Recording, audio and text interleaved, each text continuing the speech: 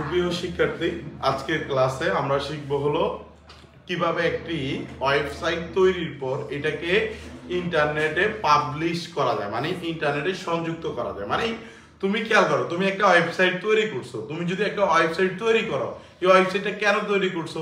ওয়েবসাইটটা যাতে বিশ্বের সকল মানুষ www মানে ওয়ার্ল্ড ওয়াইড ওয়েবের মাধ্যমে সারা পৃথিবী দেখতে পারে। এখন তুমি চাইলেই কি তোমার ওয়েবসাইটটা সারা পৃথিবীর সকল মানুষ দেখতে পারবে?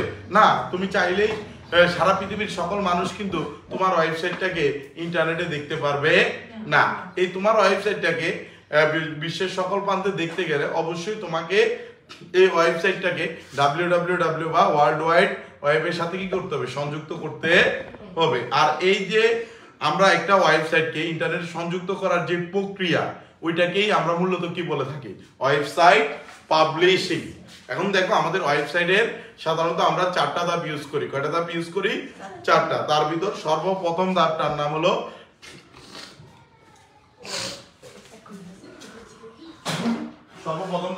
ধাপটা হলো ওয়েব ডিজাইন এন্ড ডেভেলপমেন্ট। আমাদের সর্বপ্রথম ধাপটার নাম কি? Web design and development. দ্বিতীয় ধাপ হলো ডোমেইন নেম রেজিস্ট্রেশন। তৃতীয় ধাপ হলো ওয়েব সার্ভারে ওয়েব পেজ হোস্টিং। এরপর হলো সার্চ ইঞ্জিন অপটিমাইজেশন। ঠিক আছে, তো আমি সর্বপ্রথম তোমাদেরকে ওয়েব ডিজাইন এন্ড ডেভেলপমেন্ট একটু বুঝাই। খেয়াল করো, তুমি যদি নিজে একটা ঘর তৈরি করো, তুমি কি একজন মনে করো মিস্ত্রিকে নিয়ে এসে বলবো যে আমার ঘরটা তৈরি করে দেন, এরকম কি হবে? তুমি যদি সাধারণ একটা ঘর তৈরি করো, তাহলে তুমি কি করবা? নিজের হাত দিয়ে কি আমি এই জায়গায় রান্নাঘর দিব, এই জায়গায় ওয়াশরুম দিব, এই জায়গায় ডাইনিং রুম দিব, এই জায়গায় কিচেন দিব, এই জায়গায় কি দিব? নিজের থাকার রুম দিব। এইভাবে আমরা কি করব? একটা ডিজাইন দিব, ওইটা অনুসারে কাজ করবে। অথবা আমরা যদি বড় বিল্ডিং তৈরি করি, আমরা একজন ইঞ্জিনিয়ার নিয়ে এসে সম্পূর্ণ ঘরের একটা কি নিয়ে আসবো? ম্যাপ আঁকবো, ঠিক না? ওইটা হলো কি আমাদের। এখন তুমি যখন এরকম একটা, খেয়াল করো, তুমি যখন একটা ওয়েবসাইট তৈরি করছো, ওই ওয়েবসাইটটাও কিন্তু ঘরের মতো। তুমি চাইলেই তো HTML কোড দিয়ে তুমি ওয়েবসাইট একটা আন্দাজি বানাই ফেলবা না, ঠিক না? তো ওইটা বানাইতে গেলে আগে একটা পরিকল্পনা লাগবে, আর ওই পরিকল্পনা করতে গেলে তোমার জন্য একটা ডিজাইন লাগবে। তো আমাদের কি করা হয়? একটা ওয়েবসাইট তৈরির আগে ওই ওয়েবসাইটটার একটা ডেমো আঁকা হয়। কি দিয়ে? অ্যাডোবি ফটোশপ বা এরকম ছবি এডিট করা এরকম যে সফটওয়্যার গুলো আছে, ওইগুলাতে ঢুকে কোন একটা ওয়েবসাইটটা কি তুমি কোন জায়গায় সার্চ বাটন দিবা, কোন জায়গায় হোম দিবা, কোন জায়গায় এডমিশন দিবা, তোমার এই ওয়েবসাইটে কোন জায়গায় তুমি কি দিবা, এটার একটা কি আঁকা হয়? ডেমো আঁকা হয়। আর ওই ওয়েবসাইটটার ডেমো আঁকার পর, ঠিক আছে, আমরা জানি যে কোন একটা ওয়েবসাইট মূলত তৈরি করে কি দিয়ে? HTML দিয়ে না? এরপরে এই ডেমোটা ধরে ধরে HTML কোডিং দিয়ে সম্পূর্ণ ওয়েবসাইটটাকে কি করা হয়? ডিজাইন করা হয়। তো আমাদের এই যে প্রথম ধাপ ওয়েব ডিজাইন এন্ড ডেভেলপমেন্ট, এটাতে কি করা হয়?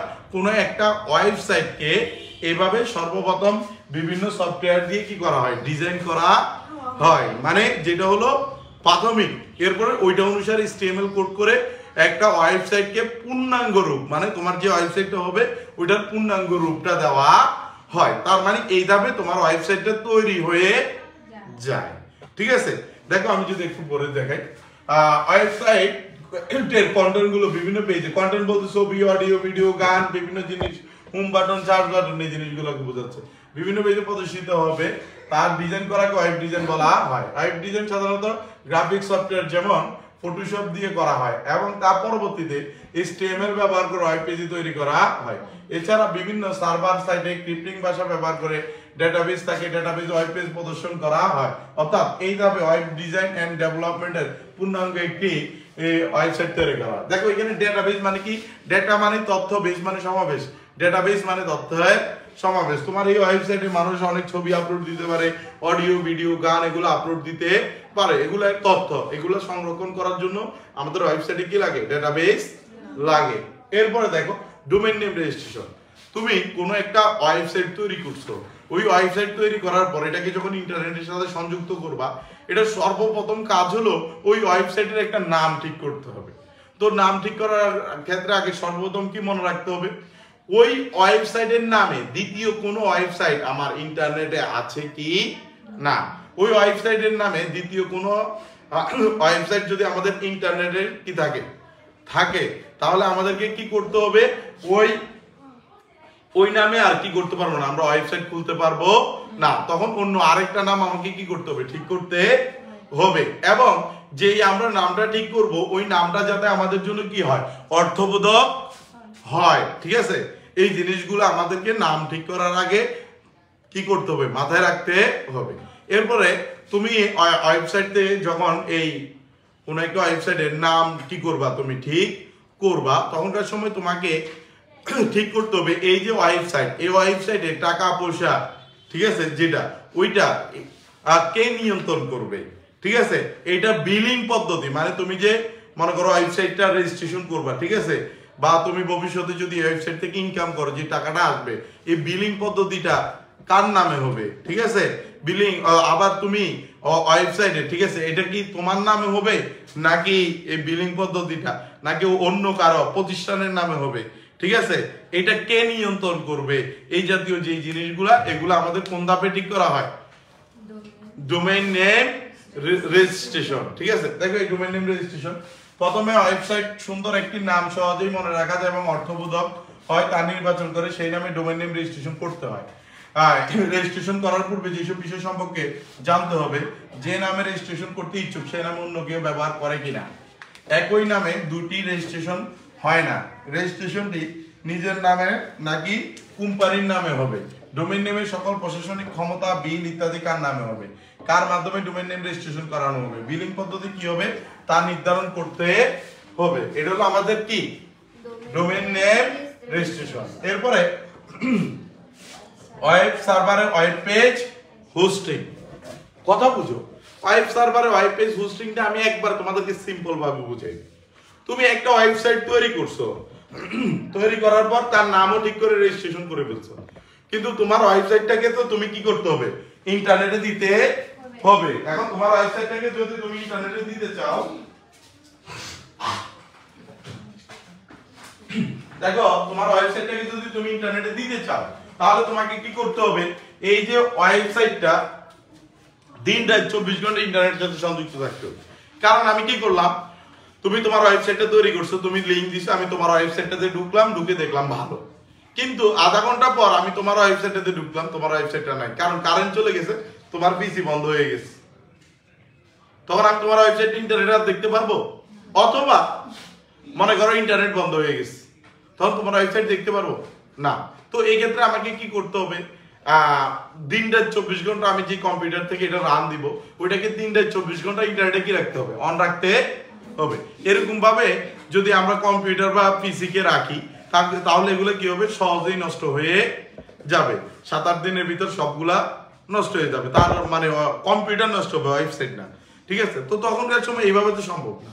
তো তার জন্য কি করা হয়, আমরা যখন এরকম একটা ওয়েবসাইট তৈরি করি, ওই ওয়েবসাইটটাকে ইন্টারনেটে এরকম কিছু কোম্পানি আছে যারা হার্ডওয়্যার এবং সফটওয়্যার দিয়ে মানে এরকম কি করা হয়, ইন্টারনেটে ওরা বড় আকারের স্টোরেজ তৈরি করে, বুঝছো, 1000 জিবি 10,000 জিবি এরকম, ওইখান থেকে তারা 5 জিবি 10 জিবি 100 জিবি এরকম করে করে কি বিক্রি করে, মেমোরি বিক্রি করে, যেটাকে আমরা কি বলি হোস্টিং। ওইটার ভিতর কি করা হয়, আমাদের যে ওয়েবসাইটটা থাকে না, ওই ওয়েবসাইটটা তুমি ইন্টারনেটে গিয়ে হোস্টিং কেনার জন্য যখন তুমি চেষ্টা করবা, তখন যে কোনো একজন কোম্পানির কাছ থেকে তুমি কি করলা, হোস্টিং প্রোভাইডার কোম্পানির কাছ থেকে তুমি মেমোরিটা কিনলা। ঠিক আছে, মানে মোট কথা হলো হোস্টিং কিনছো, ওই হোস্টিং এর ভিতর তুমি কি করতে পারবা, তোমার ওয়েবসাইটটাকে আপলোড দিতে পারবা। এখন দেখো ওই হোস্টিংটা তো দিনটা 24 ঘন্টা ইন্টারনেটে কি থাকবে, অ্যাক্টিভ থাকবে। এরপর ওইটা থেকে যখন তুমি তোমার ওয়েবসাইটটাকে রান করবা, এটা দিনটা 24 ঘন্টা ইন্টারনেটে থাকবে, এটা বন্ধ হওয়ার কোনো সুযোগ নাই। এটা হলো ওয়েব সার্ভারে ওয়েব পেজ হোস্টিং, মানে আমাদের এই যে ইন্টারনেটে ওয়েব সার্ভারে দেওয়ার জন্য, ঠিক আছে, সার্ভার থেকে আমাদের কি করতে হয়, হোস্টিং ক্রয় করতে হয়, আর ওইটার ভিতর কি করতে হয়, আমাদের ওয়েবসাইটটা নিয়ে রাখতে হয়। কারণ তুমি কিন্তু তোমার ল্যাপটপ থেকেও দিতে পারবা, কিন্তু তোমার ল্যাপটপ তো দিন রাত 24 ঘন্টা তুমি কি রাখতে পারবা না, অন রাখতে পারবা না। এটা হলো ওয়েব সার্ভারে ওয়েব পেজ কি হোস্টিং। দেখো ওয়েবসাইটের জন্য তৈরিকৃত একটি ওয়েব পেজ গুলোকে একটি রেজিস্ট্রেশন কৃত ডোমেইন নেমের সাপেক্ষে কোনো ওয়েব সার্ভারে হোস্ট করাকে ওয়েব পেজ হোস্টিং বলা হয়। ওয়েব সার্ভার বলতে বিশেষ ধরনের হার্ডওয়্যার ও সফটওয়্যারকে বোঝায় যার সাথে ওই সার্ভারে রাখা কোনো উপাত্ত বা তথ্য ইন্টারনেটের মাধ্যমে অ্যাক্সেস করা যায়। এটা সহজে ইন্টারনেটে কি করা যায় দেখা যায়। এরপর আছে দেখো সার্চ ইঞ্জিন অপটিমাইজেশন। কি আছে? Search engine optimization. এই সার্চ ইঞ্জিন অপটিমাইজেশন বা এসইও এটার মানে কি? দেখো এই সার্চ ইঞ্জিন অপটিমাইজেশন বা এটার মানে হলো আমাদের কোন একটা ওয়েবসাইটকে আমরা তৈরি করলে, ঠিক আছে, তুমি মনে করো আদিবাসী পণ্য বিক্রির জন্য তুমি একটা কি করছো, ওয়েবসাইট খুলছো। এখন ইন্টারনেটে চার্জ দিলেই কি তোমার ওয়েবসাইটটা আসবে? আসবে না। কি কোনগুলো আসবে? সাধারণত আমরা ইন্টারনেটে যখন সার্চ ইঞ্জিনে কোন একটা ওয়েবসাইটকে চার্জ দিই, ওই সার্চ ইঞ্জিনে যে সকল ওয়েবসাইটগুলো টপ সবচেয়ে ভালো বিক্রি হয় বা যে সবচেয়ে ভালো তোমার রিলেটেড যে ওয়েবসাইটগুলো আছে এগুলোকে সামনে দেখাবে, তোমারটা থাকবে পিছনে। কারণ তোমারটা কি আমরা এত কষ্ট করে ভিতরে গিয়ে দেখবো না, আমরা প্রথম 2-3টা ওয়েবসাইটকে দেখি, ঠিক না? তো এটার জন্য এই এসইউর মাধ্যমে তোমার ওয়েবসাইটটাকে তুমি রিচ করে প্রথম 1-2 দিনের ভিতর কি করতে পারবা, নিয়ে আসতে পারবা। কারণ একটা ওয়েবসাইট আসলে 1-2-3 আমরা এটা পছন্দ না হলে এটা পছন্দ না হলে এটাতে দেখি, ঠিক না? অন্যগুলোতে দেখি না। এই এসইউ করে প্রথম 1 থেকে 2, 3, 4, 5 এর ভিতর নিয়ে আসে। আমরা যে ফ্রিল্যান্সিং করে না, এই ফ্রিল্যান্সিং এর একটা অংশ এসইউ, সার্চ ইঞ্জিন অপটিমাইজেশন। অনেকে এই সার্চ ইঞ্জিন অপটিমাইজেশন নিয়ে কি করে, কাজ করে। এই এসইউ তে কি করে? এই এসইউ তে সেম কাজটা করে। মানে এই এসইউ প্রোভাইডার কোম্পানির কাছে গিয়ে যে ওয়েব পেজটা তৈরি করে সে যায় গিয়ে বলে যে আমার ওয়েবসাইটটাকে প্রথম 1-এ নিয়ে আসে, 2-এ নিয়ে আসে। তখন তারা নির্দিষ্ট টাকা বলে, যদি তাদের ভিতর চুক্তি হয় তখনকার সময় তাদের ওয়েবসাইটকে প্রথম 1-2-3-এ নিয়ে এসে। এটা আনলে সুবিধাটা কি হয়? সুবিধাটা যেটা হয় ওইটা হলো এই ওয়েবসাইটটা সবাই কি করতে পারে, দেখতে পারে। প্রথম দিকে থাকে তো ওইটার জন্য। আর এসইউ কিন্তু এমনি হয়ে যায়, তুমি একটা ওয়েবসাইট বানাইছো, এটা অনেক বেশি মানুষ দেখতেছে, তখন এটা কি এসইও হয়ে যাবে, তখন এটা অটোমেটিক 1-2 দিনে চলে আসবে। এখন কথা হলো তোমার ওয়েবসাইটটা কি দেখবে কিনা, এই জিনিসটার উপর নির্ভর। দেখো হোস্টিং কিন্তু ওয়েবসাইটকে আরো বেশি প্রচারমুখী করার জন্য ওয়েবসাইট সার্চ ইঞ্জিনের সাথে যুক্ত করতে হয়। এটা একটা অপশনাল দাম, এটা যুক্ত করতেও পারো, নাও করতে পারো। আর ওয়েবসাইট পাবলিশিংটা কি একটু দেখো।